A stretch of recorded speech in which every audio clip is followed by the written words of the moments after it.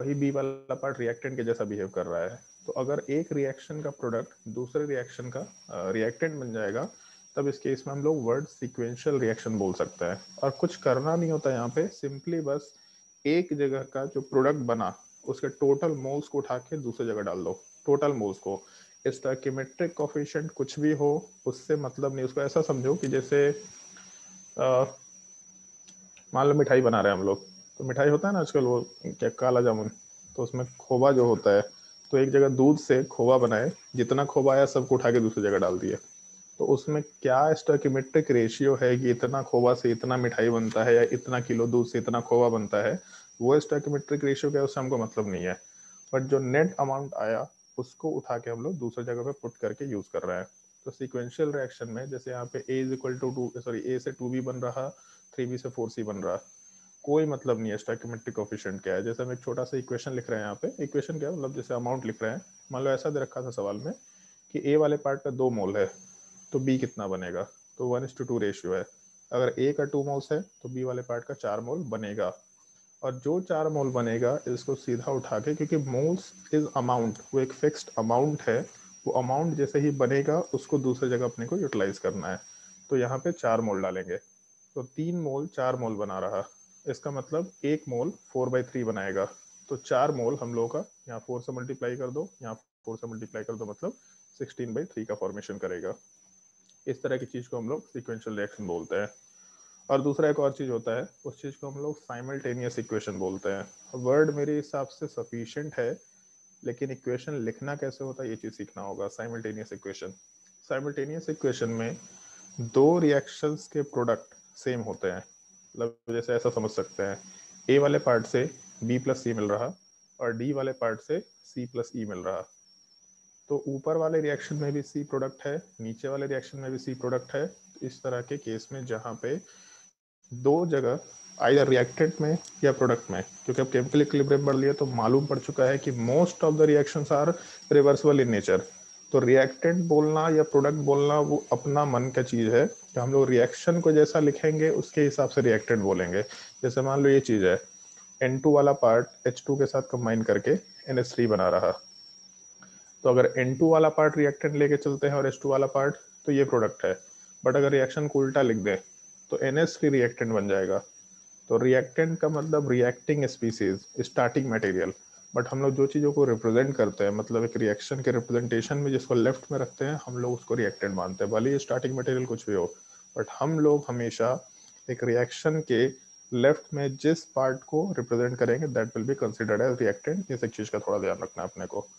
तो हम लोग के जब भी कभी दो रिएक्शंस में आइदर रिएक्टेंट का पार्ट या प्रोडक्ट का पार्ट कॉमन आएगा, तब उस केस में जैसे रिएक्टेंट का पार्ट कॉमन आता तो साइमल्टेनियस इक्वेशन, प्रोडक्ट का पार्ट कॉमन आया तो साइमल्टेनियस इक्वेशन। ऐसा नहीं सोच लेना कि एक जगह का प्रोडक्ट है एक जगह का रिएक्टेंट है तो उसको साइमल्टेनियस बोलेंगे, तब सिक्वेंशियल हो जाएगा। तो ध्यान रखना इस चीज का। अब जैसे मान लो कि ऐसा लिखे कि ए वाले पार्ट से 4 मोल ब्रेक हुआ, तो 4 मोल ब्रेक होने पे 4 और ये 4 बनेगा। नीचे वाले इक्वेशन में मान लेते हैं 5 मोल ब्रेक हुआ, तो जब 5 मोल ब्रेक हुआ तो सी वाला पार्ट 5 बनेगा और ई वाला पार्ट 5 बनेगा। बट अगर दोनों रिएक्शन एक ही कंटेनर में हो रहा है, दोनों रिएक्शन एक कंटेनर में हो रहा है, तो उस वजह से सी का जो टोटल अमाउंट है ये ऊपर के तरफ से 4 है, नीचे के तरफ से 5 है। इसका मतलब सी का जो नेट अमाउंट है ये 9 मोल के बराबर है। तो जब भी कभी हम लोग साइमल्टेनियस इक्वेशन लिखते हैं तो साइमल्टेनियस इक्वेशन वाले पार्ट में दोनों रिएक्शंस के तरफ से जो हम लोग का नेट अमाउंट होगा उसको हम लोग एड अप करके हमेशा नेट अमाउंट की बात करते हैं। इस एक चीज का थोड़ा ध्यान रखना।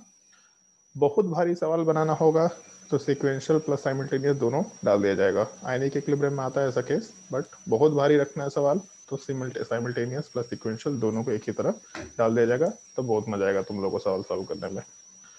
एक छोटा सा चीज बताओ आपको बस, तुम लोगों को अभी तक ये बताया गया है क्या, ली चैटेलियस प्रिंसिपल बताया गया है क्या?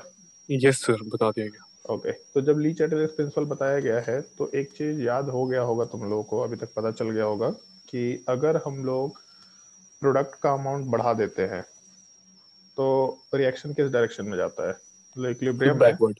और प्रोडक्ट का अमाउंट बढ़ा दिए तो रिएक्शन बैकवर्ड डायरेक्शन में जाता है। ठीक है, याद होना चाहिए ली चैटेलियस प्रिंसिपल के एक एक पॉइंट रटे होने चाहिए, मतलब रटेंगे नहीं तो फिर लेट होगा। मतलब समझ सकते हैं बट समझ के रटो, क्वेश्चन फास्टली सॉल्व होगा। समझना चाहिए सब कुछ, बट रटना है तुम लोगों को फाइनली। तो जैसे एक चीज सोच के देखो कि यहाँ पे दोनों के दोनों इक्वेशन इक्विलिब्रियम के हैं। तो अगर मान लो कि मान लेते हैं, एकदम से लेके चल रहे हैं हम लोग, यहाँ वाले पार्ट से 4 मोल ब्रेक किया तो यहाँ 4 मोल बनेगा, यहाँ 4 मोल बनेगा। और नीचे वाले पार्ट से वही लिख देते हैं, 5 मोल ब्रेक किया तो यहाँ 5 बनना चाहिए, यहाँ 5 बनना चाहिए। बट प्रॉब्लम क्या है कि अगर ये दोनों के दोनों सी कॉमन है, तो अगर मान लो हम मान लिया ऐसा कि नहीं केवल ए हुआ था, ए वाला पार्ट डिसोसिएट किया था, डी वाला पार्ट डिसोसिएट ही नहीं किया, मतलब केवल फर्स्ट रिएक्शन हुआ, सेकंड रिएक्शन नहीं हुआ है, हम मान के चल रहे हैं। जैसा ही सेकंड रिएक्शन होगा तो सेकंड रिएक्शन होते टाइम सी वाला पार्ट बढ़ना शुरू कर जाएगा। तो ऊपर वाला रिएक्शन जो है वो कंफ्यूज रहेगा कि सी का अमाउंट ज्यादा कैसे हो रहा है। उसको थोड़ी ना पता चल रहा है कि सी वाला पार्ट दूसरे साइड से ज्यादा आ रहा है। उसको तो केवल एक चीज से मतलब है कि बी का अमाउंट कितना है और सी का अमाउंट कितना है। अगर इक्विलिब्रियम पे जाते वक्त ए का 4 मोल खत्म हुआ है तो बी का 4 मोल बनेगा, सी का 4 मोल बनेगा, उसको बस इतने से मतलब है। मतलब एट एनी टाइम हम लोग का बी और सी का अमाउंट 4 4 मोल होना चाहिए। हम लोग इस इक्विलिब्रियम कांस्टेंट से ऐसा मानते हुए चल रहे हैं।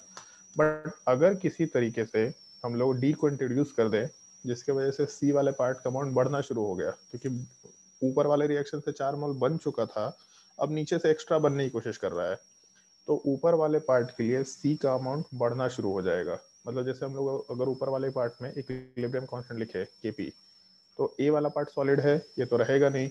हम लोग आराम से लिख सकते हैं partial pressure of B into partial pressure of C, और पावर दोनों में 1 रहेगा। शॉर्टकट मालूम है तुम लोगों को इक्विलिब्रियम कांस्टेंट लिखने का, केपी और केसी लिखने का शॉर्टकट बताओ कोई भी। सर दोनों को मोल, जो मोल रहेगा सर उसको डेल्टा एन जी। नहीं, डेल्टा एन जी से हम लोग काम नहीं करते, मतलब दोनों का मोल इनटू प्रेशर ऐसा कुछ। चलो ठीक है, हम नीचे लिख दे रहे एक्सप्रेशन, अगर तुम लोग को नहीं भी मालूम है तो इस चीज को नोट डाउन कर लेना। जैसे मान लो एक रिएक्शन दे रखा एन ए, सॉरी ए ऐसा कर देते हैं, A plus B B, general type का रिएक्शन है, C C plus D D का फॉर्मेशन हो रहा है, ऐसा बोलते हुए काम कर ले रहे हैं।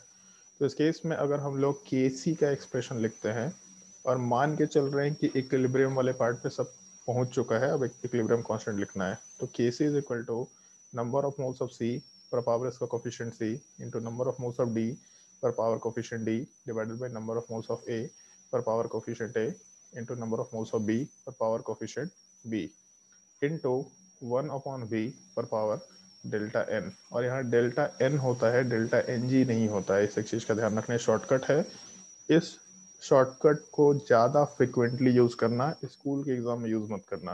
तुम्हारे 60 से 70% क्वेश्चन जो न्यूमेरिकल बेस्ड आएंगे वो इस तरह के शॉर्टकट पे आराम से सॉल्व हो जाएंगे। जब वो क्वेश्चन सॉल्व कर रहे होंगे, तुम लोग के डीपीपी का डिस्कशन कर रहे होंगे या फिर बुकलेट का डिस्कशन कर रहे होंगे, तो तुम लोग को पता चलेगा कि 60 से 70% क्वेश्चन केवल केपी केसी के शॉर्टकट पे क्यू वाले पार्ट का एक्सप्रेशन इसी टाइप का यूज कर सकते हैं, उसी से सॉल्व होता चला जाएगा। जिसमें केपी का एक्सप्रेशन ऐसा होता है number of moles of C per power C, number of moles of D per power D, number of moles of A per power A into number of moles of B per power B into P total upon N total।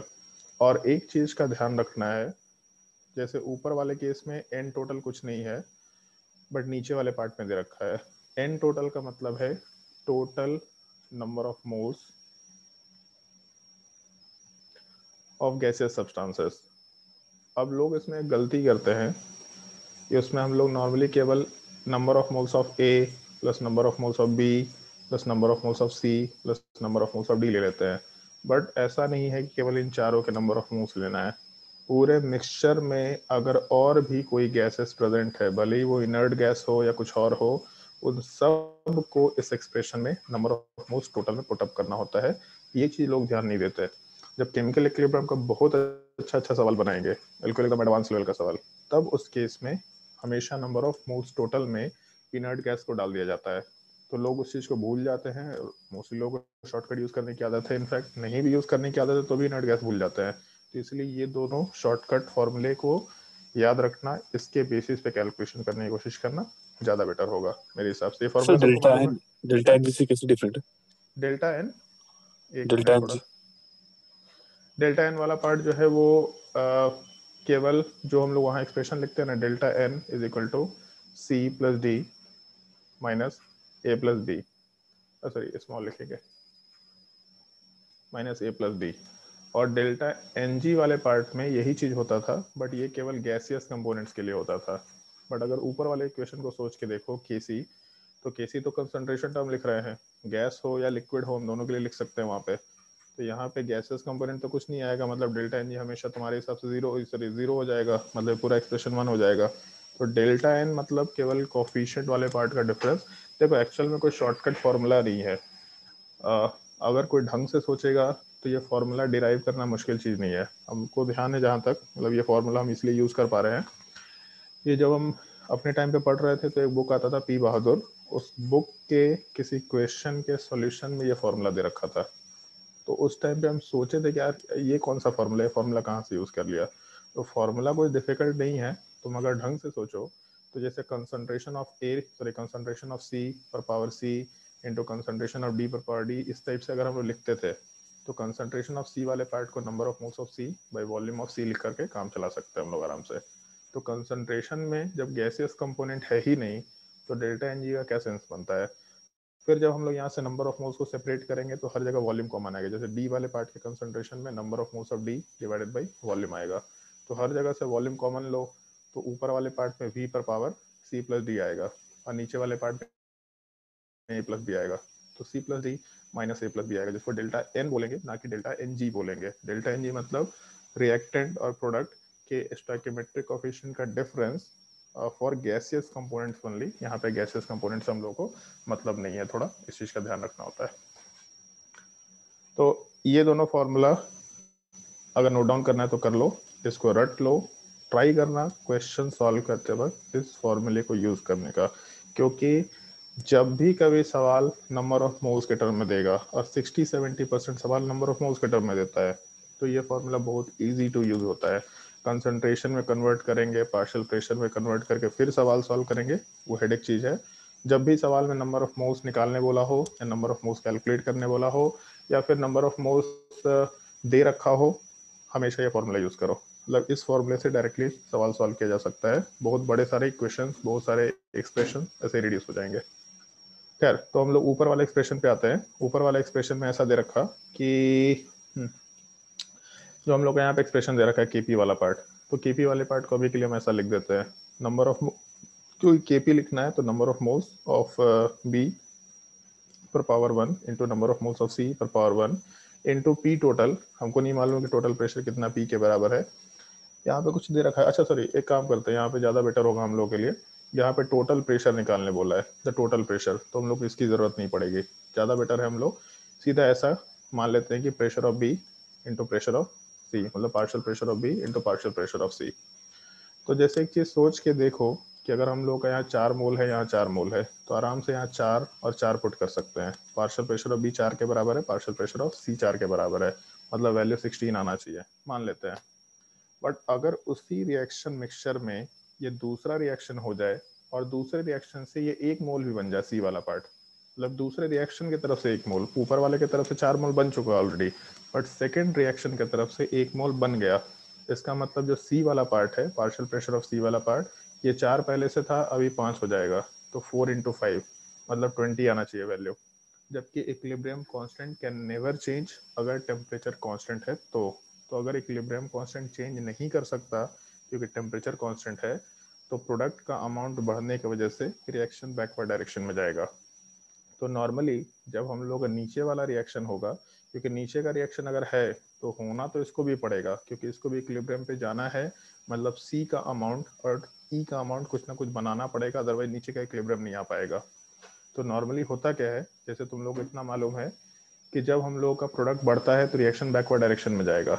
तो अगर ऊपर वाले reaction में हम लोग equilibrium establish करा दिए, फिर नीचे का इक्विलिब्रियम कराने की कोशिश करें, तो जैसे ही सी बढ़ेगा तो ऊपर वाला रिएक्शन बैकवर्ड में जाएगा।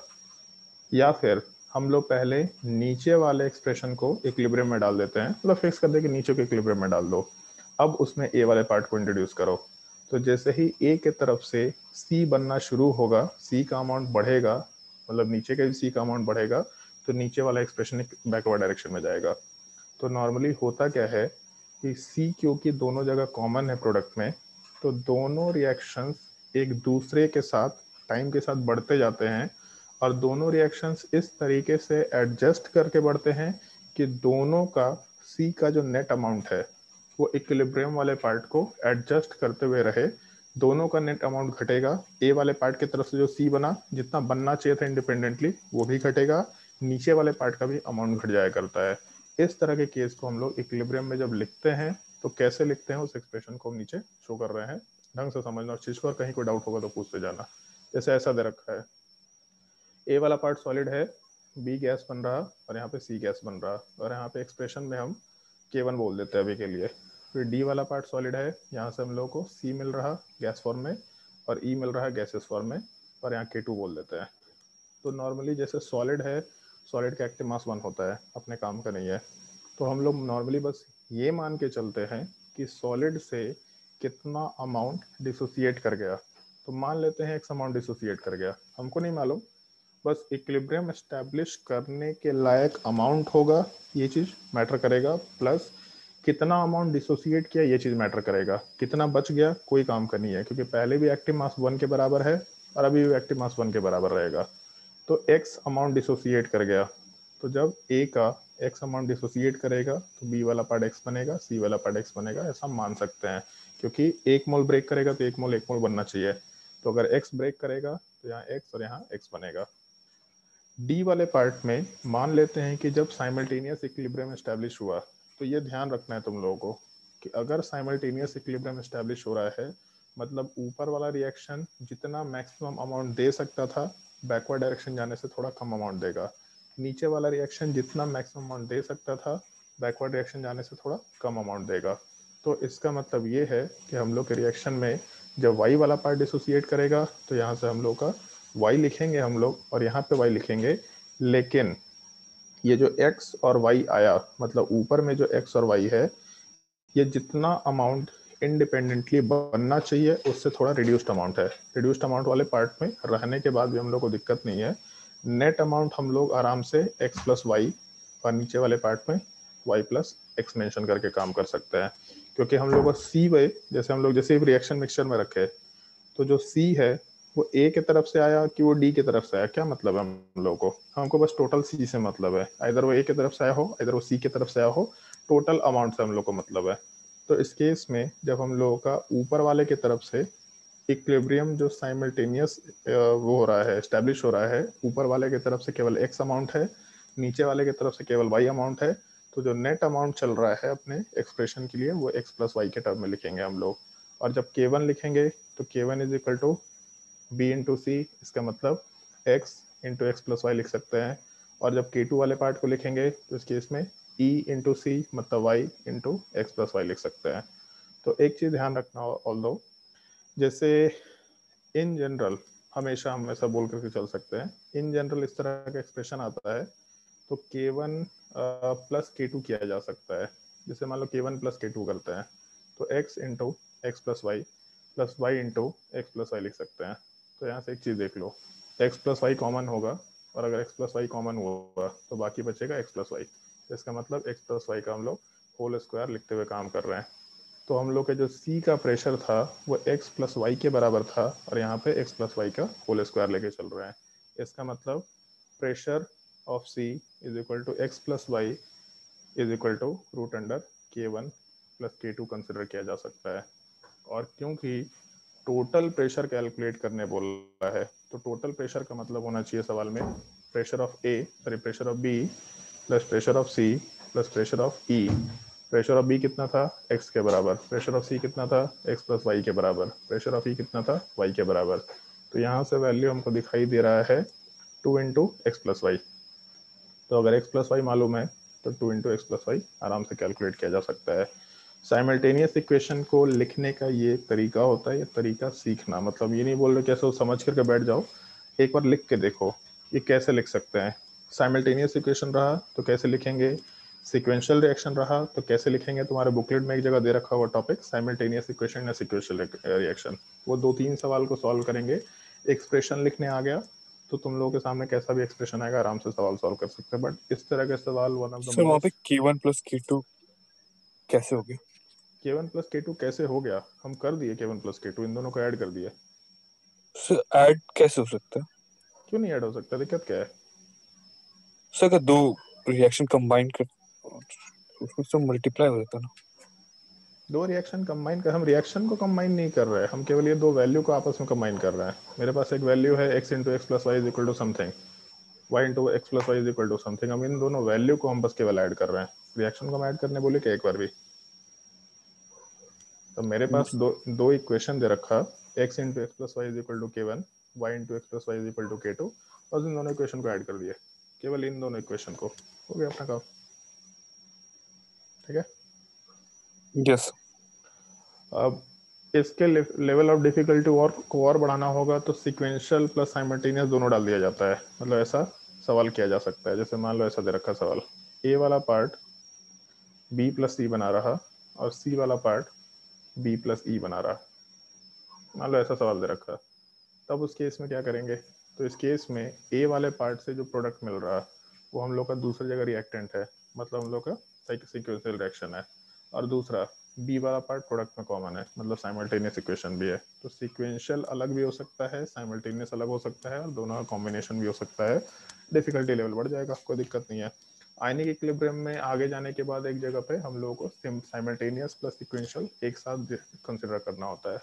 वहां तक चीजें समझ में आ जाएंगी, कोई दिक्कत नहीं। बट जो तुम्हारे बुकलेट में सवाल दे रखा है उसको ढंग से प्रैक्टिस करके देखना। एक बार ऑप्शन देख लेते हैं ऊपर क्या दे रखा है। The total pressure when both the solid dissociate simultaneously, तो टोटल प्रेशर वाला part 2 times root under of X plus Y, option D consider किया जा सकता है।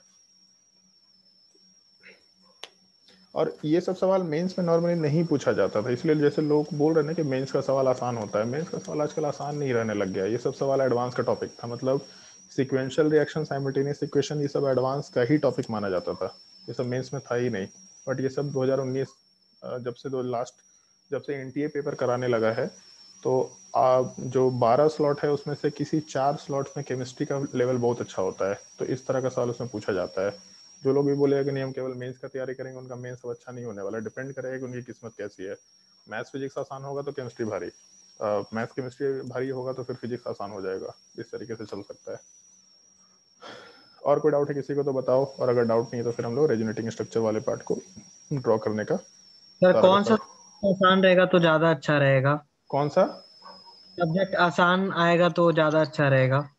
मेरे हिसाब से जो तुम्हारे लिए सबसे डिफिकल्ट सब्जेक्ट है वो आसान रहे तो ज़्यादा अच्छा रहेगा। केमिस्ट्री अगर भारी भी हो तो आसान होता है, केमिस्ट्री भारी हो तो कोई दिक्कत नहीं, आसान हो तो कोई दिक्कत नहीं है। मैथ्स और फिजिक्स में से कोई एक आसान आ जाए तो अच्छा है, जैसे मेरे टाइम पे हुआ था, मैथ्स आसान था तो हमको फायदा मिला था। केमिस्ट्री आसान होता तो कोई फायदा नहीं मिलता। केमिस्ट्री 50% हर एक लोगों का ठीक होता है, एक्चुअल में सारा का सारा कंपटीशन बाकी बच्चे 50% से होता है, जैसे ना ऑर्गेनिक, इनऑर्गेनिक और फिजिकल। तो ऑर्गेनिक इधर अच्छा है या तो बहुत खराब है, लोगों का यही होता है। तो इधर ऑर्गेनिक बहुत अच्छा है या बहुत खराब। तो ऑर्गेनिक अच्छा मतलब 33% खत्म हो गया। इनऑर्गेनिक केमिस्ट्री इधर बहुत अच्छा है बहुत खराब, 33% उधर अच्छा हो गया खराब हो गया। फिजिकल केमिस्ट्री कुछ अच्छा कुछ खराब हो सकता है क्योंकि भारी टॉपिक्स हैं, तो उसमें लोग एडजस्ट कर जाते हैं। बट 50% सबका अच्छा होता है कुछ ना कुछ मिला के। वहां से जैसे ही ऊपर जाएंगे 80% 90% अगर अच्छा है तो आप अच्छे हैं। तो केमिस्ट्री में ज़्यादा फर्क नहीं पड़ेगा, आसान पेपर है तो सबके लिए आसान हो जाएगा। भारी पेपर है तो कुछ लोगों के लिए डिफिकल्ट होगा, बट फिर भी ओवरऑल आसान रहेगा। मैथ्स का पेपर भारी हो गया तुमको हवा नहीं लगेगा कि क्या करना है इसमें। फिजिक्स का पेपर भारी हो गया, नेगेटिव भर भर के होगा, बना तो सब देंगे बट बहुत अच्छे से नेगेटिव होगा, इधर नहीं बनेगा और नहीं तो नेगेटिव बहुत अच्छे से होगा। चलो खैर, हम लोग लास्ट क्लास में रेजोनेटिंग स्ट्रक्चर ड्रॉ करना सीख रहे थे, उसमें कुछ कुछ रूल्स मेंशन किए थे मैंने जहां तक ध्यान है, और बोला था रेजोनेटिंग स्ट्रक्चर ड्रॉ करना नेक्स्ट क्लास में सिखाएंगे। और उसमें ये मेंशन किया था तुम लोगों को कि जो रूल्स हम लोग डिस्कस कर रहे हैं वो स्टेबिलिटी ऑफ रेजोनेटिंग स्ट्रक्चर्स को कंसिडर करते हुए डिस्कस कर रहे हैं, कि स्टेबिलिटी ऑफ रेजोनेटिंग स्ट्रक्चर वाला जो पार्ट है उसके हिसाब से चीज़ें हम लोग कैसे मैनेज कर सकते हैं। तो अपने इस पूरे के पूरे स्ट्रक्चर में पहला रूल मेंशन किया था कि हमेशा इलेक्ट्रॉन जहाँ ज़्यादा इलेक्ट्रॉन डेंसिटी होगा वहाँ से लोअर इलेक्ट्रॉन डेंसिटी की तरफ मूव करेगा। पहला चीज़ ये यूनिवर्सल रूल है, ये बोला भी था कि जिसके पास ज़्यादा इलेक्ट्रॉन होगा ऑब्वियसली वही लोअर इलेक्ट्रॉन वाले पार्ट की तरफ इलेक्ट्रॉन देना चाहेगा। उसी चीज़ को हम लोग ब्रेक कर देते हैं, छोटे छोटे पार्ट्स में ब्रेक करते हैं। जैसे एक पार्ट ये था कि लोन पेयर या नेगेटिव चार्ज हुआ कंजुगेशन सिस्टम में, तो लोन पेयर या नेगेटिव चार्ज हमेशा पाई बॉन्ड की तरफ मूव करता है, हमेशा पाई बॉन्ड की तरफ मूव करता है। दूसरा, अगर पाई पॉजिटिव कंजुगेशन है तो हमेशा जो पाई बॉन्ड वाला पार्ट है वो पॉजिटिव चार्ज की तरफ मूव करेगा। और इसके अलावा एक और चीज मेंशन किए थे, polar and non polar pi bond, polar pi bond और दूसरा नॉन पोलर पाई बॉन्ड। इस केस में मेंशन किए थे क्लास में कि नॉन पोलर पाई बॉन्ड हमेशा पोलर की तरफ मूव करेगा। इसके पीछे एक लॉजिक है, जैसे मान लो ऐसा दे रखा कि हम लोग का यहाँ कार्बन कार्बन दे रखा, तो कार्बन कार्बन का इलेक्ट्रोनेगेटिविटी ऑलमोस्ट सेम है। अगर इलेक्ट्रोनेगेटिविटी ऑलमोस्ट सेम है, अभी के लिए हम लोग ज़्यादा डिटेल में बात भी नहीं कर रहे, तो बोल सकते हैं दोनों कार्बन है सेम इलेक्ट्रोनेगेटिविटी। तो अगर दोनों का इलेक्ट्रोनेगेटिविटी सेम है, मतलब यहाँ पे डाइपोल मोमेंट जीरो होगा केवल इस पार्ट में, मतलब इस पाई बॉन्ड में डाइपोल मोमेंट जीरो होगा, इसका मतलब नॉन पोलर पाई बॉन्ड। और कार्बन ऑक्सीजन में डाइपोल मोमेंट एग्जिस्ट करेगा, इसका मतलब हम लोग पोलर पाई बॉन्ड बोल सकते हैं। तो non polar pi bond polar की तरफ मूव करेगा, उसके पीछे एक रीजन दे सकते हैं। ऑक्सीजन वाला पार्ट ज्यादा इलेक्ट्रोनेगेटिव है, अगर ऑक्सीजन ज्यादा इलेक्ट्रोनेगेटिव है तो इलेक्ट्रॉन्स को अपने तरफ खींचेगा, मतलब ऑक्सीजन के ऊपर हम लोग डेल्टा माइनस चार्ज बनाएंगे और कार्बन के ऊपर हम लोग डेल्टा प्लस चार्ज बना सकते हैं। तो ऑक्सीजन अगर ज्यादा इलेक्ट्रोनेगेटिव है तो अपने तरफ डेल्टा माइनस रखेगा, सामने के ऊपर डेल्टा प्लस डालेगा। तो ये सेकंड वाले पार्ट को देखो, पाई बॉन्ड हमेशा पॉजिटिव चार्ज की तरफ मूव करेगा। तो जैसे ही यहाँ डेल्टा पॉजिटिव चार्ज आया, इसका मतलब यहाँ का पाई बॉन्ड इस डेल्टा पॉजिटिव चार्ज की तरफ मूव करना चाहेगा, इसलिए नॉन पोलर पाई बॉन्ड हमेशा पोलर पाई बॉन्ड की तरफ मूव करता है। इस एक चीज का थोड़ा ध्यान रखते हुए काम करना होगा। इसके अलावा कुछ चीजें बहुत सिंपल सी हैं, एक तो तुम्हारे एग्जाम में भी आया होगा जहां तक हमको ध्यान है, और बाकी पॉइंट्स नोट करना शुरू करो, छोटे छोटे पॉइंट्स हैं।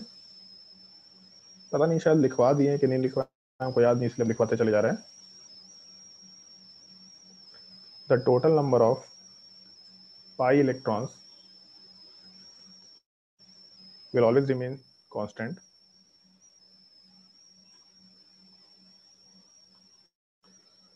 will always remain constant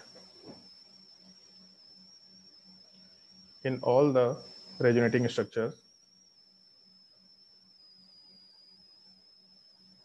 in all the resonating structures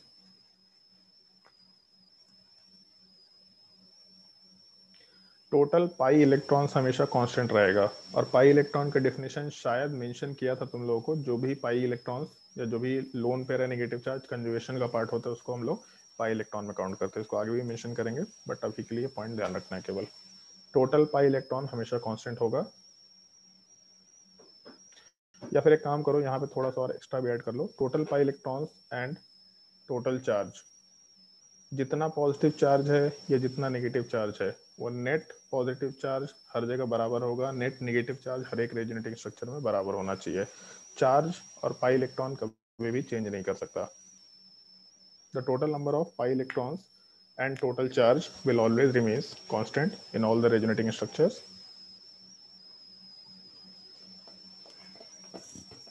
Second point,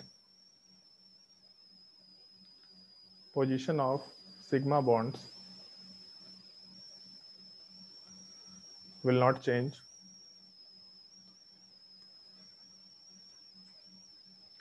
position of sigma bonds will not change। Sigma bond को कभी भी शिफ्ट नहीं करा सकते। सबसे पहला डेफिनेशन था डीलोकलाइजेशन ऑफ पाई इलेक्ट्रॉन्स, मतलब जो भी इफेक्ट है वो केवल पाई बॉन्ड पे ऑपरेट करेगा, सिग्मा बॉन्ड से कोई मतलब नहीं है। इसलिए सिग्मा बॉन्ड जैसा है सीधा बना दो, कुछ सोचने की जरूरत नहीं है। Position of pi bonds will not change, और अगर पाई इलेक्ट्रॉन्स का पोजीशन चेंज नहीं हो रहा है, सॉरी सिग्मा बॉन्ड्स का पोजीशन चेंज नहीं हो रहा, मतलब एटम्स का पोजीशन चेंज नहीं होने वाला। तो इसी में आगे कंटिन्यू कर लो। Positions of atom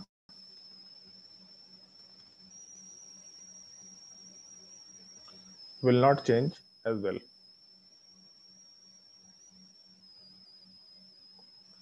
Positions of atom will not change as well। Sigma bond और पोजीशन ऑफ एटम को हम लोग कभी भी चेंज नहीं कर सकते। इसके बाद हम एग्जांपल्स मेंशन करते जा रहे हैं। तुम लोगों को शुरुआत में जो चीज बोलेंगे उसको ढंग से सुनते हुए उसको फॉलो करना है, और जो स्क्रीन में लिखेंगे तुमको एग्जैक्टली वहीं से एरो बनाना है, और वहीं पे एरो जहाँ पे खत्म करेंगे वहीं पे, ऐसा बस ऐसा ऐसा करके एरो मत बना देना अपने मन से। जहाँ से जिस पोजीशन से हम एरो शुरू करेंगे और जिस पोजीशन पे एरो खत्म करेंगे, हमेशा एग्जैक्टली सेम डायग्राम बनाना है, क्योंकि हर एक एरो के पीछे लॉजिक है, हर एक एरो के पीछे कंसिडरेशन है।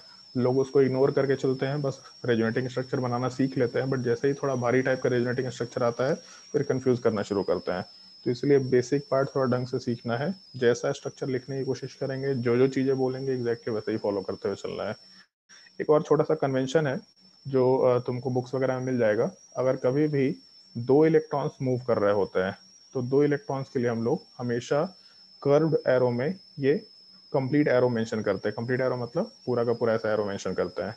अगर एक इलेक्ट्रॉन हुआ मतलब रेडिकल हुआ तो इस चीज के मूवमेंट के लिए हम लोग हाफ एरो यूज किया करते हैं। रहेगा कर्व्ड एरो, नॉर्मली ऐसा स्ट्रेट एरो यूज नहीं करते, हमेशा कर्व्ड रहेगा, लेकिन हाफ एरो हुआ या फुल एरो हुआ ये डिपेंड करेगा कि दो इलेक्ट्रॉन को मूव करा रहे हैं कि एक इलेक्ट्रॉन को मूव करा रहे हैं। कन्वेंशन थोड़ा ध्यान रखना, नोट करने की जरूरत नहीं है। सबसे पहला एग्जाम्पल जैसे मान लो ऐसा कंसिडर करके चलते हैं कि हम लोग का CH2 double bond CH double bond CH2 दे रखा, मान लो ऐसा डायग्राम कंसिडर करके चल रहा है। तो इस केस में अगर रेजोनेंस कराना है तो जैसे एक चीज सोच के देखो कि पाई पाई कंजुगेशन है, मतलब पाई लोन पेयर, पाई नेगेटिव, पाई पॉजिटिव तो नहीं है, और पोलर और नॉन पोलर भी नहीं है यहाँ पे, क्योंकि इधर side non polar pi bond, इधर भी नॉन पोलर पाई बॉन्ड। तो अगर कार्बन कार्बन के बीच में रेजोनेंस है तो इसका मतलब एग्जैक्टली सिमेट्रिकल रेजोनेंस है। अगर सिमेट्रिकल रेजोनेंस है तो कहीं से भी रेजोनेंस शुरू करो, लेफ्ट से राइट या राइट से लेफ्ट, कोई दिक्कत नहीं है, कहीं से भी रेजोनेंस शुरू करो चलेगा। क्या क्या चीजें करनी है तो उसको ऐसा समझो, जैसे मान लो एक बॉन्ड है ऐसा A और B, तो इसमें जो दो इलेक्ट्रॉन्स हैं अगर ये दोनों इलेक्ट्रॉन को उठा के B पे डाल दें, मान लेते हैं कि दोनों इलेक्ट्रॉन को उठा के B पे डाल दें, तो इसके वजह से A वाला पार्ट अपना इलेक्ट्रॉन लूज कर जाएगा मतलब प्लस चार्ज, और B वाला पार्ट इलेक्ट्रॉन गेन कर लेगा मतलब माइनस चार्ज कंसिडर कर सकते हैं। तो A और B के बीच में जो बॉन्ड है जैसे उसको ब्रेक करेंगे, तो ब्रेक करने से हम लोग जब दोनों इलेक्ट्रॉन किसी एक एटम पे डालेंगे तो जिस एटम का इलेक्ट्रॉन लूज हो गया, मतलब बेसिकली जिस एटम का बॉन्ड ब्रेक हो गया और ब्रेक होने के बाद उसका इलेक्ट्रॉन लूज हो गया, वहां पॉजिटिव चार्ज आएगा और दूसरे पे नेगेटिव चार्ज आना चाहिए। तो हम लोग के इस पूरे डायग्राम में जब डायग्राम हम लोग फ्लो करा रहे होंगे, इलेक्ट्रॉन का फ्लो करा रहे होंगे, तो नॉर्मली उसमें ऐसा होता है कि जो पाई बॉन्ड का इलेक्ट्रॉन है डिलोकलाइजेशन केवल पाई इलेक्ट्रॉन्स का होगा, मतलब आइदर यहाँ के इलेक्ट्रॉन्स होंगे या फिर यहाँ के इलेक्ट्रॉन्स होंगे। इन दोनों पाई बॉन्ड्स के बीच में कंजुगेशन सिस्टम है, तो ये दो पाई इलेक्ट्रॉन डिलोकलाइज होंगे। डिलोकलाइज होने का मतलब ये दोनों पाई इलेक्ट्रॉन मूव करेंगे। कैसे मूव करेंगे? तो पहला चीज, जहाँ पे इलेक्ट्रॉन है वहीं से मूव करेगा, ऑब्वियस सी बात है। तो इसका मतलब आइदर हम लोग लेफ्ट से एरो शुरू कर सकते हैं या राइट से एरो शुरू कर सकते हैं।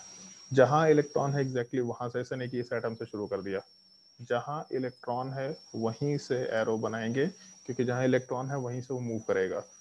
तो अगर हम लोग लेफ्ट से एरो शुरू किए तो उस केस में हम लोग आराम से आगे बढ़ सकते हैं।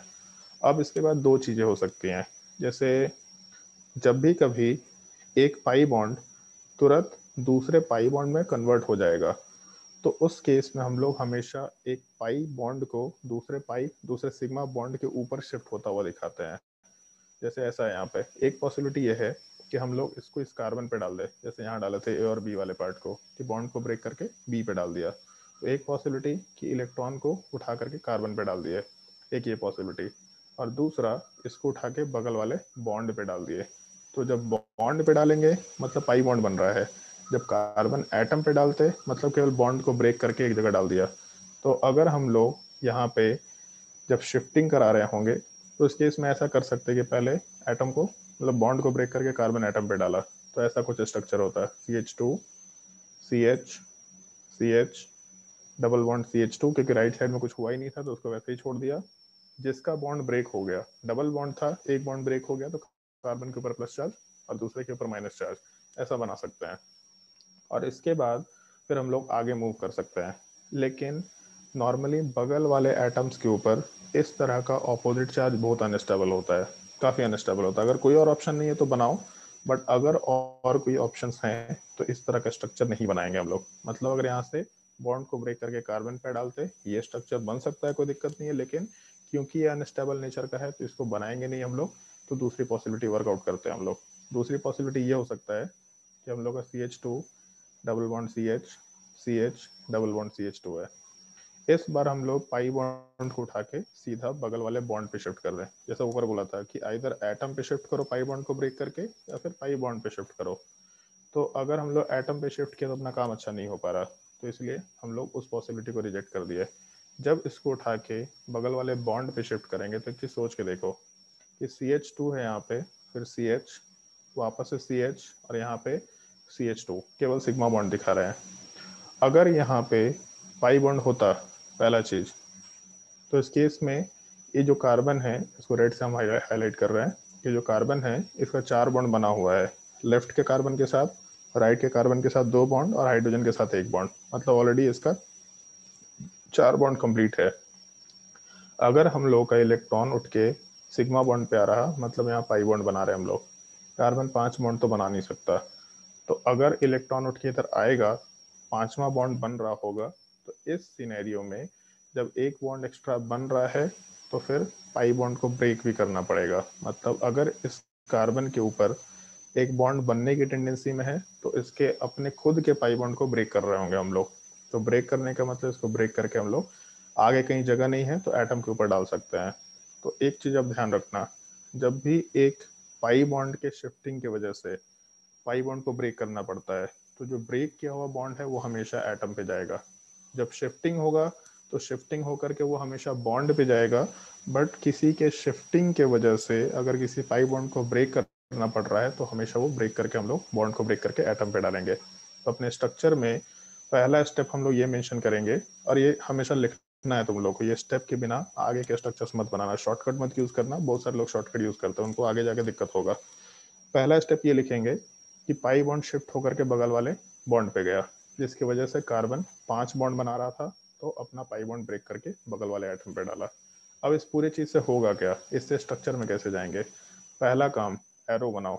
बिना एरो के अगले स्ट्रक्चर में मत जाओ। तो पहले एरो बनाया, एरो बनाने के बाद जब नेक्स्ट स्ट्रक्चर ड्रॉ कर रहे होंगे तो सारे एटम्स का पोजीशन तो सेम होना है, मतलब ये तो जैसा है वैसा ही रहेगा। एटम्स का पोजीशन, सिग्मा बॉन्ड का पोजीशन चेंज नहीं हो सकता, ऊपर भी पॉइंट लिखा है। अब क्या करें, तो जो लेफ्ट वाला पाई बॉन्ड था इसको हम लोग उठा के बीच में डाले, मतलब यहाँ बीच में पाई बॉन्ड बन रहा है।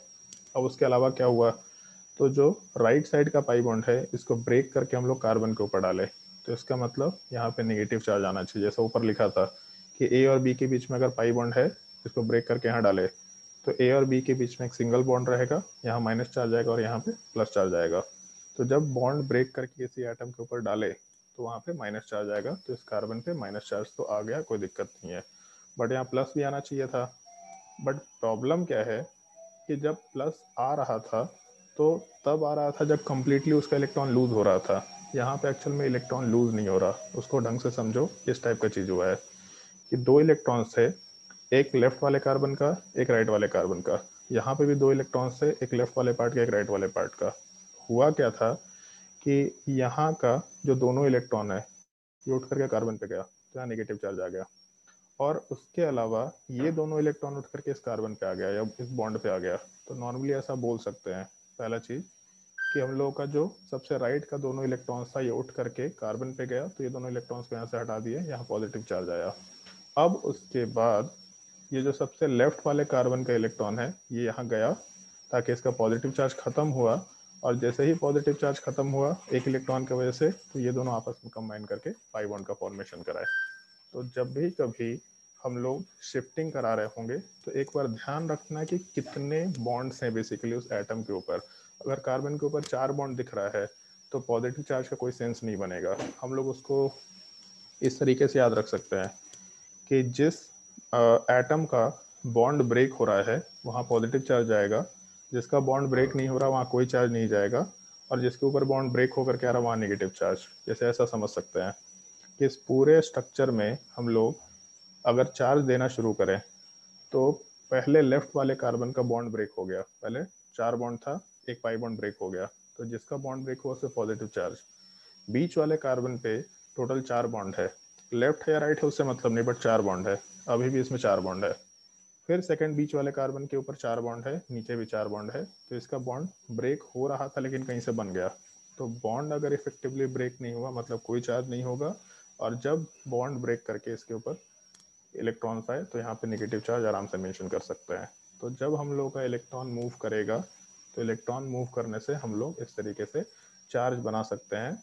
अगर बगल वाले एटम के ऊपर निगेटिव पॉजिटिव है तो थोड़ा अनस्टेबल टाइप का चीज़ बोल सकते थे, लेकिन ऐसा स्ट्रक्चर पॉसिबल है, इसमें दिक्कत नहीं है। तो सबसे इनिशियल स्ट्रक्चर अभी सीखना है केवल तुम लोगों को कि स्ट्रक्चर में पाई बॉन्ड कैसे मूव करता है। धीरे धीरे करके तुमको ये चीज़ यूज टू होता चला जाएगा। इलेक्ट्रॉन्स का मूवमेंट कहाँ से कहाँ हो रहा, बॉन्ड को ब्रेक करके कहाँ से कहाँ डालना है, ये चीज़ पहले सोचो, उस चीज़ के लिए एरो बनाओ, तब फिर अगले स्ट्रक्चर में जाओ। और जब भी पहले से दूसरे स्ट्रक्चर में जाएंगे तो हमेशा ये टू साइडेड एरो बना के चलेंगे। इस एक चीज़ का थोड़ा ध्यान रखते हुए काम करना है। तो पहले एरो बनाया, दूसरा एरो बनाया, फिर फाइनल स्ट्रक्चर वाले पार्ट में मूव करने की कोशिश करेंगे हम लोग। नोट करो इस स्ट्रक्चर को, अगर कोई डाउट होगा तो पूछ सकते हैं। एक मिनट थोड़ा छोटा कर देता हूँ।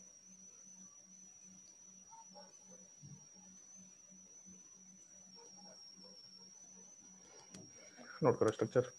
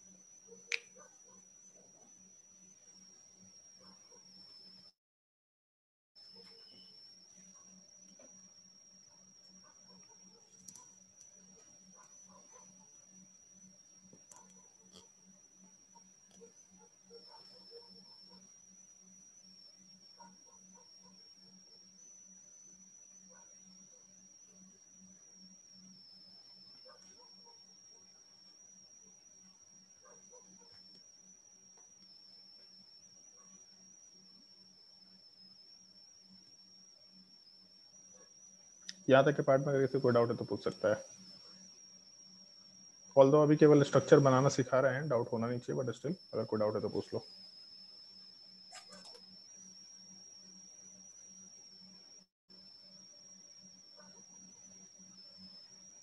चलो ध्यान दो।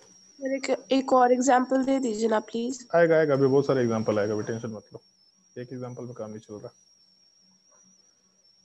मान लो अगर हम लोग के पास ये केस दे रखा है, CH2 डबल बॉन्ड CH और यहाँ पे OH ग्रुप दे रखा है। तो पहला चीज तो ये देखो ये कौन से टाइप का कंजुगेशन है। तुमको दिख रहा है पाई लोन पेयर कंजुगेशन है। अगर पाई लोन पेयर कंजुगेशन है, इसका मतलब लोन पेयर और नेगेटिव चार्ज पाई बॉन्ड की तरफ मूव करेगा, ऐसा हम लोग मानते हुए चल रहे थे। तो अगर इसका स्ट्रक्चर डिनोट करना शुरू करेंगे तो इस केस में ऑक्सीजन के ऊपर लोन पेयर है पहला चीज, और हमेशा लोन पेयर जहाँ पे है वहीं से इलेक्ट्रॉन शुरू होगा, क्योंकि लोन पेयर डोनेट कर रहे हैं बेसिकली हम लोग। तो लोन पेयर को जब डोनेट करेंगे तो हमेशा लोन पेयर को एटम पे डोनेट करते हैं, लोन पेयर को बॉन्ड पे नॉर्मली डोनेट नहीं करते। लोन पेयर हमेशा जैसे है ना कि मेरा 2 इलेक्ट्रॉन है तो किसी दूसरे एटम के ऊपर जाएगा, वो तो ज़्यादा बेटर है। तो इस केस में लोन पेयर को उठा के बगल वाले एटम के ऊपर डोनेट किया। ये एरो का ध्यान रखना, जहाँ से इलेक्ट्रॉन मूव करेगा वहां से एरो शुरू करके जहां तक मूव करेगा वहां तक एरो डालना है। तो लोन पेयर को कार्बन के ऊपर डोनेट किया तो होगा क्या उससे कि जब भी कभी जैसे मान लो पहले से बॉन्ड है और एक लोन पेयर जब डोनेट करेंगे मतलब एक कोऑर्डिनेट बॉन्ड बनेगा बेसिकली।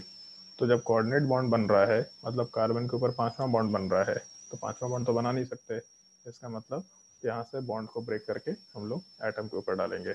तो कहीं से इलेक्ट्रॉन आने के वजह से अगर पाई बॉन्ड को ब्रेक करना पड़ रहा है तो ब्रेक करके हमेशा एटम के ऊपर नॉर्मली डाला करेंगे। तो हो गया क्या, इससे एरो कंप्लीट हो गया, टू साइडेड एरो बना लिया। अब उसके बाद जो एटम्स हैं उनको जैसा था वैसा प्लेस कर दिया, CH2 CH OH। अब क्या होगा, तो इस केस में जब एटम ऑक्सीजन वाला एटम लोन पेयर कोऑर्डिनेट किया तो यहाँ कोऑर्डिनेट बॉन्ड बनना चाहिए बेसिकली, और जो बॉन्ड को ब्रेक करके डाले तो यहाँ कार्बन के ऊपर माइनस चार्ज बनना चाहिए। तो एक चीज़ सोच के देखो कि पहले वाले मॉलिक्यूल में नेट चार्ज 0 है जबकि दूसरे वाले मॉलिक्यूल में नेट चार्ज नेगेटिव है, तो ऐसा तो होना नहीं चाहिए। तो एक चीज़ शायद याद होगा कि कोऑर्डिनेट बॉन्ड को हम लोग ऐसा भी डिनोट करते थे कि जो लोन पेयर कोऑर्डिनेट करेगा उस पर प्लस चार्ज, जिसके ऊपर लोन पेयर कोऑर्डिनेट हुआ उसके ऊपर माइनस चार्ज। तो जब ऑक्सीजन लोन पेयर कोऑर्डिनेट करेगा तो इस पर प्लस चार्ज आएगा और कार्बन के ऊपर माइनस चार्ज आना चाहिए। तो प्लस माइनस चार्ज तो आ गया, बट फिर वापस से नेट एक नेगेटिव चार्ज है, मतलब कार्बन के ऊपर, दो कार्बन के ऊपर नेगेटिव चार्ज और एक पॉजिटिव चार्ज। तो अभी भी हम लोग के पास नेट चार्ज नेगेटिव है, तो कुछ गड़बड़ है अभी भी। तो जब पाई बॉन्ड को ब्रेक करते हैं हम लोग, तो पाई बॉन्ड को ब्रेक करते वक्त कार्बन के ऊपर माइनस और दूसरे कार्बन के ऊपर प्लस आना चाहिए, और जो कोऑर्डिनेट बॉन्ड बनाए थे उसके वजह से कार्बन के ऊपर माइनस और ऑक्सीजन के ऊपर प्लस आना चाहिए। तो ये प्लस और माइनस चार्ज कैंसल आउट होने वाला है। मतलब बेसिकली जिस एटम का, जैसे अभी बोले थे हम ऊपर कि जिस एटम का बॉन्ड ब्रेक होगा उसके ऊपर प्लस चार्ज डालना, तो सिमिलर टाइप से जिसका बॉन्ड एक्स्ट्रा बन रहा होगा उसमें माइनस चार्ज डालना। तो इस पहले वाले कार्बन को छोड़ देते हैं, सेकंड वाले कार्बन की बात करते हैं। इस सेकंड वाले कार्बन पे एक बॉन्ड बन रहा है और एक बॉन्ड ब्रेक हो रहा है। तो एक बॉन्ड बन रहा है मतलब माइनस आना चाहिए, बट एक बॉन्ड ब्रेक हो गया मतलब जीरो चार्ज हो जाएगा। और दूसरे वाले पार्ट के ऊपर बॉन्ड ब्रेक होकर के जा रहा है तो माइनस चार्ज, और पहले वाले ऑक्सीजन को अपना लोन पेयर डोनेट करना पड़ रहा है, मतलब वहाँ पे कोऑर्डिनेट बॉन्ड के रूल के हिसाब से पॉजिटिव चार्ज आएगा। तो अपने पूरे स्ट्रक्चर में लोन पेयर जब आगे मूव करेगा, तो आगे मूव करते वक्त लोन पेयर को पहले बगल वाले एटम पे डालेंगे, जिसकी वजह से उस एटम का बॉन्ड अगर ब्रेक करने की रिक्वायरमेंट है तो उसको ब्रेक करके अगले वाले एटम पे शिफ्ट करो, ये स्ट्रक्चर बनाया जा सकता है। नोट करो इस चीज को।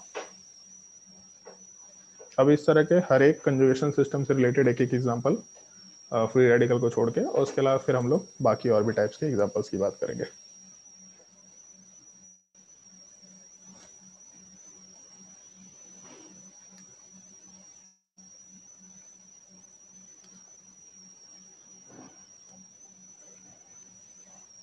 सर ऑक्सीजन के ऊपर डबल बॉन्ड कहाँ से आया? तो जब कोऑर्डिनेट बॉन्ड बनाएगा तो पहले से एक बॉन्ड बना हुआ है ए और बी के बीच में, और ये लोन पर कोऑर्डिनेट कर दिया तो एक कोऑर्डिनेट बॉन्ड बना, तो डबल बॉन्ड आएगा ना। सर हमेशा लोन पेयर किसी एटम पे ही शिफ्ट होगा। हाँ, लोन पेयर मतलब दो इलेक्ट्रॉन खुद का है, तो लोन पेयर जब भी देना है मतलब डोनेट करना है। पाई बॉन्ड में दो इलेक्ट्रॉन खुद का नहीं है, माने कि हम किसी से पैसा लेकर के किसी और को दे दिए, तो मेरा पैसा नहीं है।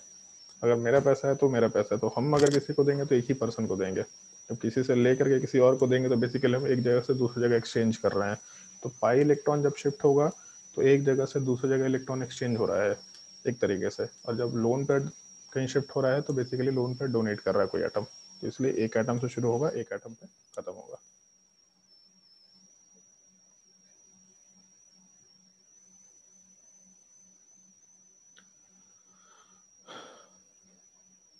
ऑलमोस्ट ऊपर वाला एग्जांपल है छोटे से डिफरेंस के साथ। ऊपर में OH है और यहाँ H प्लस हटा के O माइनस डाल दिया, तो नेगेटिव चार्ज और लोन पेयर में ज़्यादा डिफरेंस नहीं है। छोटा सा डिफरेंस क्या अभी मेंशन कर रहे हैं हम लोग। नेगेटिव चार्ज हम लोग आराम से कार्बन को कोऑर्डिनेट करेंगे, क्योंकि lone pair negative charge similar type का चीज़ है, हमेशा पाई बॉन्ड की तरफ मूव करेगा, पहला चीज़, जिसकी वजह से यहाँ के पाई बॉन्ड को ब्रेक करके कार्बन के ऊपर डालेंगे तो अपने स्ट्रक्चर में CH2CH ऑक्सीजन बनेगा। और क्योंकि ऑक्सीजन अपना लोन पेयर या नेगेटिव चार्ज कोऑर्डिनेट कर रहा है, मतलब यहाँ पे पाई बॉन्ड बन रहा होगा। दूसरा, जब बॉन्ड ब्रेक करके हम लोग कार्बन के ऊपर डाले तो यहाँ पे माइनस चार्ज बन रहा होगा। अब इसके बाद ऑक्सीजन के ऊपर प्लस चार्ज आना चाहिए, बट क्योंकि पहले से एक माइनस चार्ज है तो माइनस और प्लस मतलब नेट चार्ज जीरो हो जाएगा। दूसरा, बीच वाले कार्बन पे एक बॉन्ड बन रहा और एक बॉन्ड ब्रेक हो रहा, तो एक तरफ से माइनस चार्ज आ रहा था, दूसरी तरफ से प्लस चार्ज आ रहा है, मतलब नेट चार्ज यहाँ पे कोई फर्क नहीं पड़ा, और लेफ्ट साइड में कार्बन तो आएगा ही आएगा। तो अपने पूरे स्ट्रक्चर में पहले हम लोग के पास एक नेट नेगेटिव चार्ज है और दूसरे वाले पार्ट में भी एक नेट नेगेटिव चार्ज है। ये हम लोग का रेजोनेटिंग स्ट्रक्चर कंसिडर किया जा सकता है। एग्जाम्पल नंबर 2 और 3 में अगर कोई डाउट है तो पूछ सकते हैं।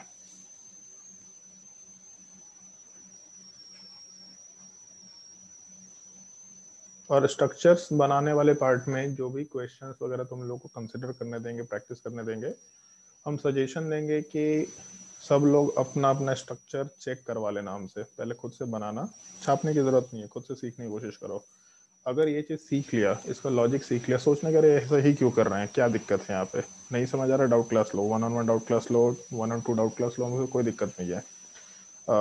बट एक एक चीज़ अगर समझ में आ गया तो मान के चलो कि तुम लोगों को रिएक्शन मैकेनिज्म का 20% जो बेसिक होता है, बिल्कुल इनिशियल चीज़ें, वो 20% बेसिक समझ में आएगा। लोगों को यही चीज़ नहीं पता चलता है और लोगों को फिर ऑर्गेनिक केमिस्ट्री में डिफिकल्टी होता है। तो वो इनिशियल 20% जो बेसिक्स हैं, अगर वो क्लियर हो गया तो रिएक्शन मैकेनिज्म बहुत इजीली निकलता है, बहुत इजीली समझ में आएगा।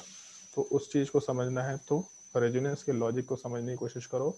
जो बुक तुम लोगों को बोला था ऑर्गेनिक केमिस्ट्री का पॉला ब्रुस, अगर ये बुक पढ़ना है तो पढ़ सकते हैं। अगर तुम लोगों के पास इसका हार्ड कॉपी नहीं है, तुम सजेशन नहीं कि हार्ड कॉपी ले लो, सेकंड हैंड मिलेगा तुम लोगों के पास, तो ऑप्शन भी है सेकंड हैंड बुक मंगाने का।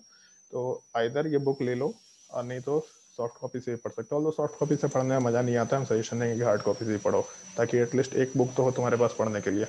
तो ये बुक लो, इसमें रेजोनेंस एक यूनिक टॉपिक ही दे रखा है, उसको हल्का सा रीड करके देखो। उसको जब रीड करेंगे तुमको हर एक पॉइंट का सिग्निफिकेंस अच्छे तरीके से समझ में आएगा, बहुत मजा आएगा पढ़ करके। फिर 4 नंबर वाले पार्ट पे आते हैं। 4 नंबर वाले पार्ट में पाई पॉजिटिव कंजुगेशन है। पहला चीज तो ये, अगर पाई पॉजिटिव कंजुगेशन है तो पाई बॉन्ड पॉजिटिव चार्ज के तरफ मूव करेगा। अब यहाँ पे फिर से पाई बॉन्ड मूव कर रहा है, तो पाई बॉन्ड हमेशा बगल वाले एटम के ऊपर मूव करके जाएगा, मतलब बगल वाले बॉन्ड के ऊपर शिफ्ट करेगा। तो पाई बॉन्ड से एरो शुरू किए और बगल वाले बॉन्ड के ऊपर एरो को शिफ्ट करा के ले गए। तो अपना स्ट्रक्चर में CH2 CH CH2 दिख रहा, और हम लोग पाई बॉन्ड को क्योंकि राइट साइड में शिफ्ट कर दिए हैं, तो उसको ऐसा सोचो अब कि लेफ्ट वाले कार्बन का एक बॉन्ड ब्रेक हो गया, तो जिस एटम का बॉन्ड पाई बॉन्ड ब्रेक हो जाता है उस पर एक पॉजिटिव चार्ज आता है। बीच वाले कार्बन पे पहले लेफ्ट में पाई बॉन्ड था, अभी राइट में पाई बॉन्ड है, तो एक बॉन्ड ब्रेक हो लेकिन एक बॉन्ड बन रहा है, तो उससे कोई फर्क नहीं पड़ा। और राइट वाले कार्बन एटम पे पहले एक ही बॉन्ड दिख रहा था, पाई बॉन्ड नहीं था, बट यहाँ एक एक्स्ट्रा बॉन्ड बन गया। तो एक एक्स्ट्रा बॉन्ड बनने का मतलब यहाँ माइनस चार्ज आना चाहिए था, बट क्योंकि पहले से एक प्लस चार्ज था तो नेट चार्ज हम लोग आराम से हटा सकते हैं। तो पूरे मॉलिक्यूल के अंदर एक पॉजिटिव चार्ज है और यहाँ भी एक पॉजिटिव चार्ज है, मतलब हम लोग का रेजोनेटिंग स्ट्रक्चर ठीक ठीक होगा, ऐसा मान सकते हैं। तो पाई पॉजिटिव कंजुगेशन में इस तरीके से इलेक्ट्रॉन मूव करा सकते हैं हम लोग। सर हाँ सर यहाँ पे आपने इस पे चार्ज नहीं लिया, लेकिन सिर्फ वो जो सेकंड केस था सर, उसमें जब ब्रेक हो रहा था सर उसमें आपने positive second negative charge second लिया केस में मतलब ये, था। जी सर। तो यहाँ पे ब्रेक हो रहा था, मतलब ब्रेक करके हम लोग एटम पे डाल रहे थे ना ग्रुप को, जी सर। मतलब यहाँ पे पाई बॉन्ड ब्रेक करके दोनों इलेक्ट्रॉन को उसी एटम पे डाल रहे हैं, तो और अच्छी बात है, तो माइनस चार्ज आएगा। यहाँ पे हम लोग किए क्या, जैसे हम इसको समझने के लिए केवल बताएं कि जिस एटम का बॉन्ड ब्रेक हो जा रहा है उसको ऐसा देख लेना, लेकिन जैसे ऐसा सोचो कि यहाँ 0 चार्ज है, ठीक है, अभी तुम बोला कि उधर पाई बॉन्ड को ब्रेक किया तो वहाँ माइनस चार्ज आया।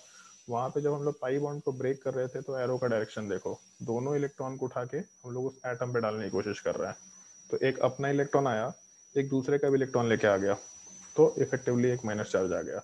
और यहाँ पे हम लोग क्या किए, यहाँ पे दूसरे जगह का जैसे 2 इलेक्ट्रॉन है, एक इलेक्ट्रॉन लेफ्ट वाले कार्बन का, एक इलेक्ट्रॉन राइट वाले कार्बन का, तो जो लेफ्ट का इलेक्ट्रॉन है वो तो उसी के पास रह गया, बस डायरेक्शन चेंज कर लिया बॉन्ड बनाने का, बट लेफ्ट वाले पार्ट का इलेक्ट्रॉन उठ करके राइट साइड के पास गया, तब जाके यहाँ बॉन्ड बना रहा है।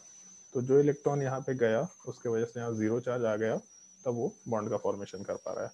तो हम सर समझने हम के लिए सेंटर वाले कार्बन का बात कर रहे थे। सेंटर वाले कार्बन का बॉन्ड ब्रेक हो रहा है क्या सर इफेक्टिवली? इस केस में नहीं हुआ, लेकिन आपने चार्ज भी नहीं लिया, लेकिन सर आप जो सेकंड केस था उसमें आपने चार्ज लेके कैंसिल किया।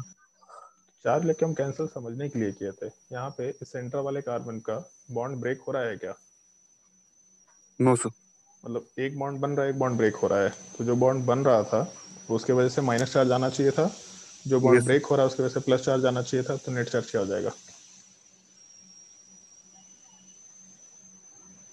सर ब्रेक हुआ ही नहीं तो सर माइनस चार्ज क्यों ले। अरे हम ऐसा समझा रहे हैं ना, जैसे लोन पेयर है, यहाँ जा रहा तो एक बॉन्ड बन रहा है, यस सर। तो यहाँ पे माइनस चार्ज आना चाहिए। और ये यस जो ये जो बॉन्ड है ये ब्रेक नहीं हो रहा है क्या? अगर ये ब्रेक नहीं हो रहा तो यहाँ पे दिखना चाहिए था राइट साइड में, यहाँ स्ट्रक्चर में, यहाँ पे सर वो लेफ्ट साइड आया ना क्या। सर, एक लेफ्ट साइड बॉन्ड आया ना। तो हम तो बोल रहे हैं ना कि एक तरफ से बॉन्ड आ रहा है तो निगेटिव चार्ज आना चाहिए, दूसरी तरफ से बॉन्ड जा रहा है तो फिर पॉजिटिव चार्ज आना चाहिए। ये यस बन सर। रहा है, ब्रेक हो रहा है, तो इफेक्टिवली क्या हुआ, कुछ हुआ क्या? No sir. केवल बनता तो निगेटिव चार्ज आता, केवल ब्रेक होता तो पॉजिटिव चार्ज आता, बट बन भी रहा है ब्रेक भी हो रहा है, तो पॉजिटिव नेगेटिव दोनों चार्ज आ रहा है, मतलब नेट चार्ज कुछ नहीं आ रहा। हम समझाने के लिए बोल रहे हैं, ऐसा हो कुछ नहीं रहा है, समझाने के लिए बोल रहे हैं कि अगर बन रहा है तो नेगेटिव चार्ज देख लो और ब्रेक हो रहा है तो पॉजिटिव चार्ज देख लो, समझ आया? Yes sir. इसके बाद जैसे मान लो ये स्ट्रक्चर लेके चलते हैं, पोलर और नॉन पोलर पाई बॉन्ड वाले पार्ट का, CH2 डबल बॉन्ड CH, फिर उसके अलावा CH डबल बॉन्ड ऑक्सीजन। ये सर हम उल्टा कर देते हैं, ज़्यादा बेटर होगा। CH double bond oxygen, CH double bond CH2, और बोला इसमें रेजोनेटिंग स्ट्रक्चर बनाना है। तो पहले तो ये देखो ये कौन से टाइप का कंजुगेशन सिस्टम है, बहुत ही मस्त होगा। तो कंजुगेशन सिस्टम पाई पाई दिख रहा है। पाई पाई कंजुगेशन सिस्टम में एक नॉन पोलर पाई बॉन्ड है और एक पोलर पाई बॉन्ड है। अब क्या होगा, तो नॉन पोलर पाई बॉन्ड हमेशा पोलर की तरफ मूव करता है, मतलब इस पाई बॉन्ड को शिफ्ट करना पड़ेगा बगल वाले बॉन्ड के ऊपर, जिसकी वजह से यहाँ का बॉन्ड ब्रेक करके ऑक्सीजन एटम के ऊपर जाएगा। ऑलमोस्ट यही केस नंबर 1 में हुआ था। अगर ढंग से देखो तो वही चीज़ है। एक काम करते हैं, तुम लोग को इसका सिमिलैरिटी शो करेंगे तो ज़्यादा बेटर तरीके से समझ में आएगा। एक मिनट।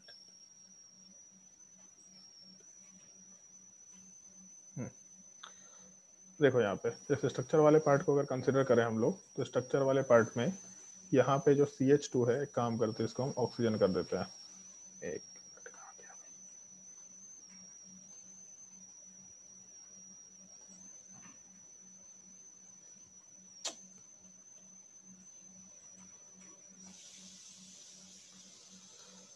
हाँ ठीक है, इसको हम लोग ऑक्सीजन कर देते हैं। तो ऊपर वाला स्ट्रक्चर यही चीज़ है, CH2 double bond CH, CH double bond oxygen, CH2 double bond CH, CH double bond oxygen. तो हम लोग का non polar pi bond polar pi bond की तरफ मूव कर रहा है। तो आराम से हम लोग पाई बॉन्ड को उठा करके बगल वाले बॉन्ड पे शिफ्ट किए, जिसकी वजह से बॉन्ड को ब्रेक करके ऑक्सीजन की तरफ लेके गए, क्योंकि हमेशा non polar pi bond polar की तरफ मूव करेगा।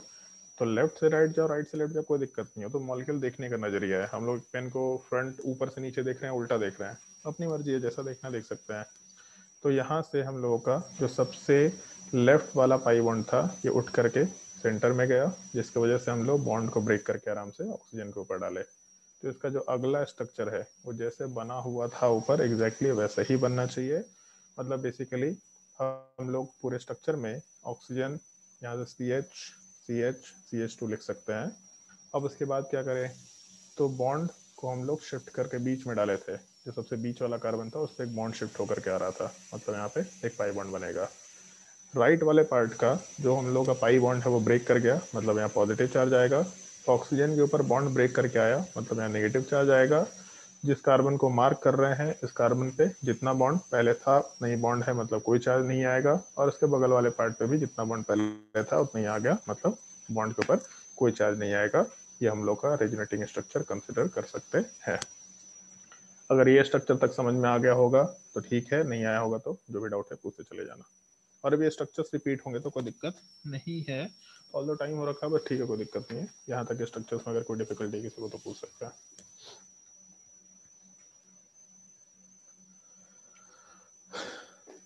और तुम लोग का क्लास हो सकता है शॉर्ट नोटिस पे ही इस वीक तक चले, ये मेरा फ्लाइट कैंसिल्ड है, तो नेक्स्ट फ्लाइट हमको कब मिलेगा हमको पता नहीं। तो इन केस अगर तुम लोग का क्लास नहीं लगा हुआ होगा तो तुम लोग को अनाउंसमेंट हो जाएगा कि अभी से क्लास है या फिर इतने बजे से क्लास है। मेरा क्लास का शेड्यूल हम अलग से लगा देंगे, अभी हम दिल्ली में है तो इस वीक तक हो सकता है, जब तक मेरा फ्लाइट नहीं मिलेगा तब तक हम हमसे ऑनलाइन क्लास यहीं से ले लेंगे, और जब फ्लाइट मिल जाएगा तो फिर हम आराम से वहाँ से भी आकर के क्लास ले लेंगे। तो शेड्यूल का थोड़ा ध्यान रखना, हो सकता है कि अलग से तुम लोग का मैसेज आ जाए कि आज क्लास है शाम को, इस टाइप से उस टाइप से ध्यान रखना। बाकी अगर किसी को डाउट है यहाँ तक तो पूछ सकता है। अगर डाउट नहीं है तो ये 5 क्वेश्चंस खुद से ट्राई करके देखना, जो तुम लोग को बुक बोला है पॉला ब्रोस, उसमें एक बार रीड करके देखना रेजोनेंस वाले कंसेप्ट को। नेक्स्ट क्लास में केवल हम लोग रेजोनेटिंग स्ट्रक्चर ड्रॉ करना सीखेंगे। रेजोनेटिंग स्ट्रक्चर कैसे ड्रॉ कर सकते हैं, उसमें ऑलमोस्ट 10-12-15 एग्जाम्पल्स हम लोग डिस्कस करेंगे। उतना प्रैक्टिस करो सफिशिएंटली।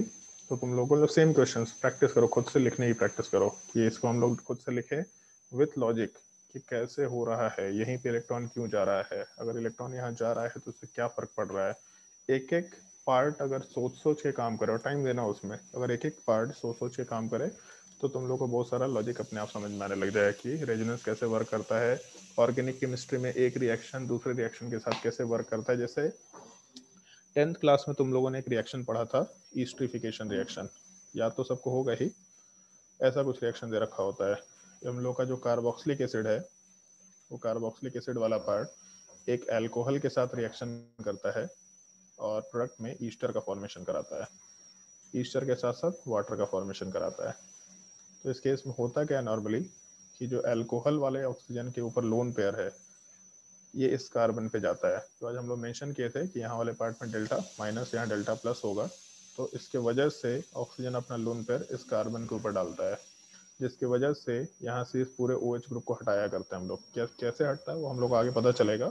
बट जब हम लोग का एल्कोहल का ऑक्सीजन इस कार्बन के ऊपर जाएगा, जैसा अभी इलेक्ट्रॉन कोऑर्डिनेट कर रहे थे, तो यहाँ से इस OH को हटाएंगे और ऑक्सीजन से H को हटा दिया करते हैं। तो ढंग से देखो तो प्रोडक्ट समझ में आएगा। R के साथ C डबल बॉन्ड O, और उसके बाद ये जो OH वाला ग्रुप है, इस OH वाले ग्रुप के जगह पे ये OR डैश वाला ग्रुप लगा रखे हैं। तो बेसिक फंडा वही है कि जहाँ पे इलेक्ट्रॉन है वहाँ से इलेक्ट्रॉन उधर के तरफ मूव करेगा जहाँ पे इलेक्ट्रॉन कम है, और जहाँ इलेक्ट्रॉन होता है उसको ऑर्गेनिक केमिस्ट्री में न्यूक्लियोफाइल बोलते हैं। जहाँ इलेक्ट्रॉन कम होता है या जो इलेक्ट्रॉन एक्सेप्ट करना चाहता है उस चीज़ को हम लोग इलेक्ट्रोफाइल बोल देते हैं। बट बेसिक अगर एकदम एलिमेंट्री बेसिक्स पे जाएं तो इस केस में इलेक्ट्रॉन का फ्लो कराना है। केवल इलेक्ट्रॉन का फ्लो किधर से होगा, जहाँ ज़्यादा इलेक्ट्रॉन वहाँ से कम इलेक्ट्रॉन की तरफ। तो रेजोनेंस में जितने एग्जाम्पल्स हम लोग मेंशन करेंगे उनको केवल एग्जाम्पल्स के जैसा कंसिडर मत करना, उनको सीखना, और सीखने के बाद खुद से ड्रॉ करते वक्त एक एक पार्ट कि अच्छा यहाँ से एरो यहाँ क्यों गया, यहाँ से एरो यहाँ क्यों गया, एक एक पार्ट में अगर डिफिकल्टी होगा तो उसको लिख लेना वहाँ पे कि इसमें ये चीज़ क्यों हुआ। अगर उसमें खुद से क्लियर हो गया तो अच्छी बात है, नहीं क्लियर हो रहा तो उनसे डाउट पूछना कि सर ये चीज़ यहाँ क्यों गया, ये चीज़ इसमें इस वाले पार्ट में क्यों गया, ये चीज़ यहाँ जाता तो ऐसा भी तो हो सकता था, ये चीज़ यहाँ चला जाता तो भी तो हो सकता था। जो समझ में आएगा सब पूछना, कोई दिक्कत नहीं है। वो सारी चीज़ के पीछे एक लॉजिक दे पाएंगे हम, आराम से चीज़ें समझ में आएंगी। तो आज के लिए क्लास हम यहीं पे एंड करते हैं। अगर किसी को कोई डाउट है तो पूछ लेना, और नेक्स्ट क्लास में हो सकता है तुमको डीपीपी में कौन सा डीपीपी सॉल्व करना है उसके लिए हम होमवर्क दे देंगे तुम लोगों को। उस डीपीपी के होमवर्क को ट्राई करके आना है तुम लोगों को। आज के लिए क्लास यहीं पे एंड करते हैं। Thank you sir. Okay, thank you sir. Thank you sir.